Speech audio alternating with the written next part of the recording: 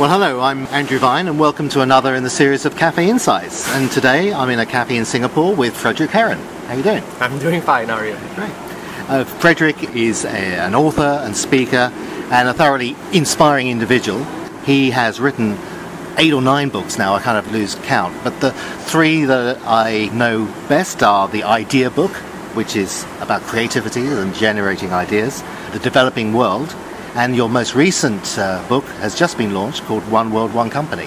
And we'll get on and talk about that in a little while, but one of the themes that really kind of defines you is just the sheer relentless travel that you do around the world. Tell us a little bit about what you were up to last year. I just sat down and went through my traveling file. It turns out I was invited to speak in 24 different countries in 12 months.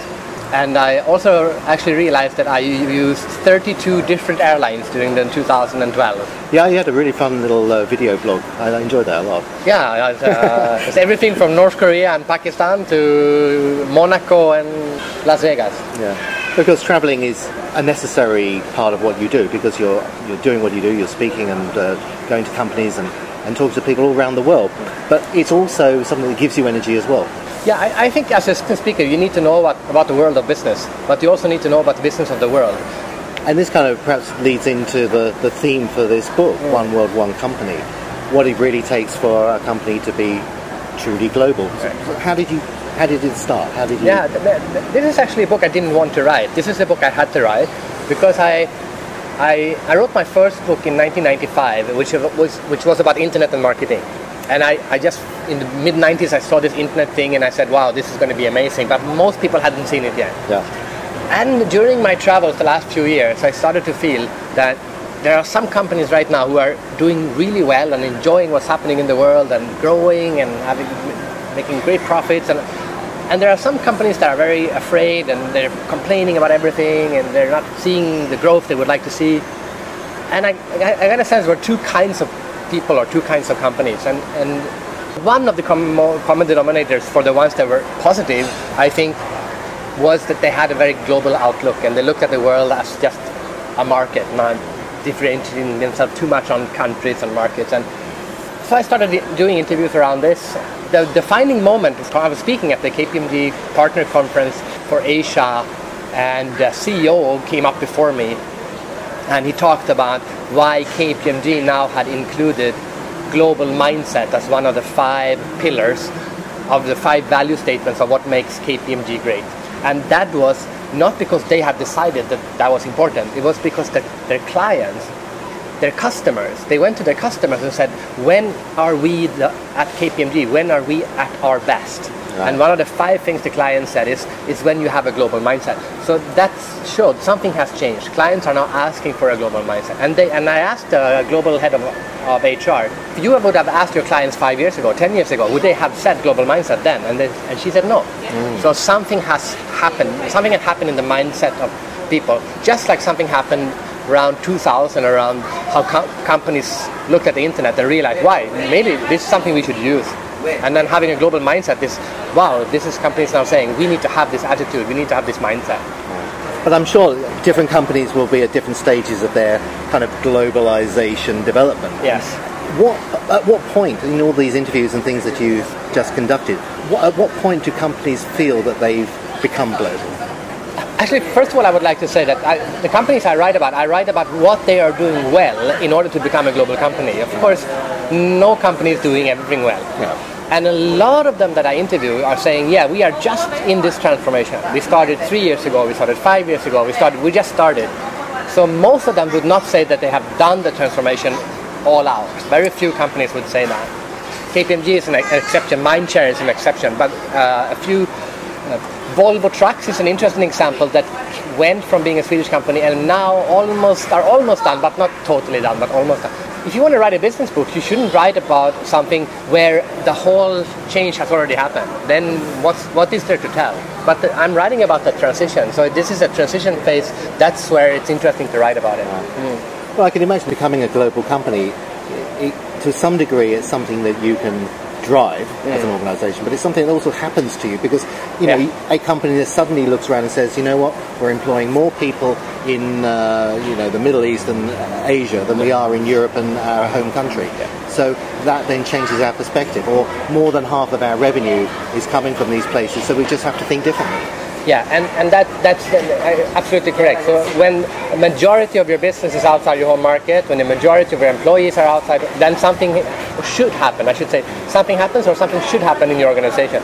But the true ignition actually is when, like with the KPMG example, is when the clients of the company start asking you to behave globally. That's what triggers the behavior. When the client tells you, that's when companies really change. And the interesting thing is that's what's happening now. So Jones Lang LaSalle, for example, which is a property company, property used to be extremely local, right? But then the global property market became global, money flowing between countries and between continents. And now companies are going to Jones Lang LaSalle saying, we want one company to take care of our real estate around the world. And you need to be everywhere. Can you do that? And there are only 2 or 3 property companies that can do that. So suddenly a market that was never global suddenly became global. And now those companies that have a potential to deliver on that promise, they can do that. The other ones just can't.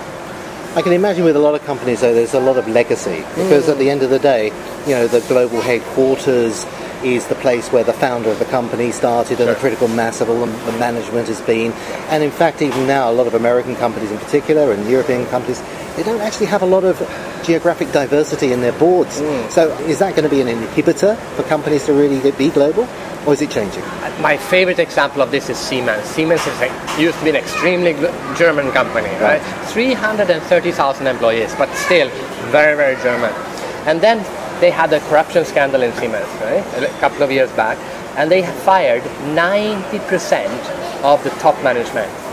The board, the first layer of management, 70% of the second layer of management. A lot of people so suddenly they had to replace all of these people. And of course, they didn't replace all of them. Not all of them were Germans, but a lot of them were German middle-aged men. And now they said, we have an opportunity here. Let's just find the best people, not the best Germans. And suddenly they just put all these people inside from different countries, different cultures, different genders. And that, of course, transformed Siemens into being a German international company to a much more global company. Other companies will have to struggle. I interviewed one company, I can't say which one, but the German's working for a British company, and the German said that the first day on his job, he was informed that a non-Brit can never be CEO of this company. And this is one of the big international global companies. There's no logic behind it.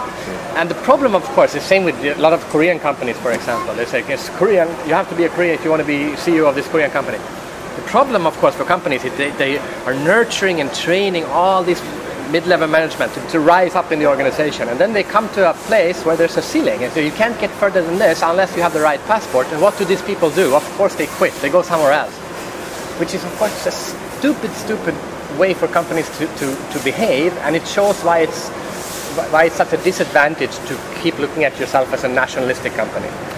And at the other end of the scale, the little people at the tentacles of an organisation, to some degree they may be very proud to be working for a company with such a strong brand, a strong American company, but maybe there's a risk of disenfranchising them. I'm using Maersk as an example. Maersk like to tell the story how about they were founded by a Danish captain who would never leave his hometown unless the ship was in perfect condition.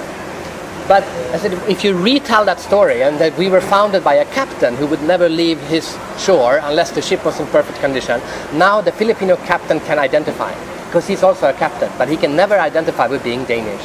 And what does Danish add to that story? He adds nothing, right? I interviewed Ogilvy, and they said the heritage of Ogilvy, David Ogilvy, is very strong in this organization, but geographic heritage is non-existent. It doesn't matter that he was Scottish. It mattered that he was an advertising person. It mattered that he moved to a new place where he had no contacts and no connections and no money, but a passion for advertising. That's the story they tell. They don't tell the story of him being Scottish. And so really what you're saying is that there's a shift in the way companies feel about themselves. So it's almost like the brand, which is the soul of their company, is somewhat shifting away from nationalistic definition. Yeah. And then maybe that's a thing of the past. I'm not saying that roots are not important. I am saying you should choose what in your history is relevant. Yeah. What I'm also saying is I'm using the metaphor of roots, which is the tree. So if you're talking about roots, and roots are important because if you don't have roots, the tree will fall over. But if you're using the metaphor of a tree, it's also important to say that a tree that doesn't have branches will also die. Right? So I like to say it's dangerous to be rootless, but it's equally dangerous to be branchless. And for a company, the metaphor here is a company that's not using all that energy around in their branches, which is people in China, people in Brazil, people in South Africa. And if that energy is not able to flow back into the trunk of the core of the company, then the company will also die, regardless how strong the roots are. Right? Your book is really a great collection of case studies. Do you include stories about how companies have got it wrong as well? Yeah, we do. I would call it stories. It's case studies, but it sounds boring. It's case stories. Can we call it that? Case stories then. Okay, there you go. And there are stories about how some companies are screwing it up as well. But even the companies where I tell the story about what they're doing well, I'm not saying that they are perfect. I'm saying this is what they are doing good. Like no person is an angel and no company is perfect, but you can always learn something. You can learn something from the Emirates, how they're hiring all those different nationalities into the organization. There is something of the Emirates that we shouldn't pick up. They're very good at that, and that's what we can learn from them. Well, Fredrik, this is a fascinating topic, and I know that it's already one that's being talked out in management meetings and partners meetings and all kinds of things around the world where people are striving to compete in overseas markets and to really get the best out of their people. So thank you very much for spending a bit of time with me. I'm going to sit down with the book later on this evening. Speak to you again. All right. Thank you very much. All right.